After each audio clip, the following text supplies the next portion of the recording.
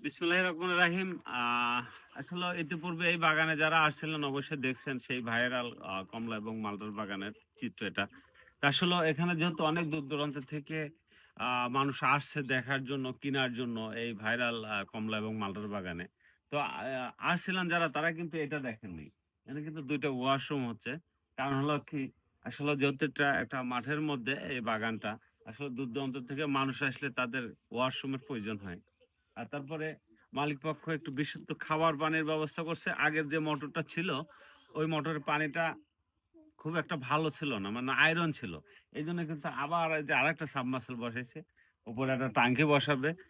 যা এখানে মানুষ আইসে আ হাত-মুখ ধুতে পারবে, ফ্রেশ হইতে পারবে বা ওয়াশরুম ব্যবহার করতে পারবে বা এখানে বিশ্রাম নিতে পারবে, বসতে পারবে বা বসার ব্যবস্থাও কিন্তু করতেছে। তো আসলে এটা করতেছে আপনাদের জন্য। কারণ আসলে মালিক পক্ষের সেটা মন আছে যে আ যেহেতু আমাদের বাগান উপলক্ষে অনেক দূর-দূরান্ত থেকে মানুষ আসে তাদের একটু আ ম সুবিধা না দিলে কিন্তু হবে না।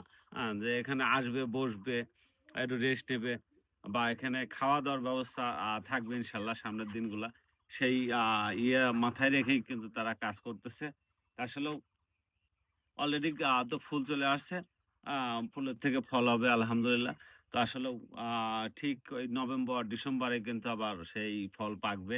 আমরা সেই অপেক্ষায় আছি ইনশাআল্লাহ। যেহেতু গেল বছর খাইছি, বাসার জন্য নিয়ে গেছি, পরিবার-পরিজনের জন্য নিয়ে গেছি। এবারও ইনশাআল্লাহ নেব।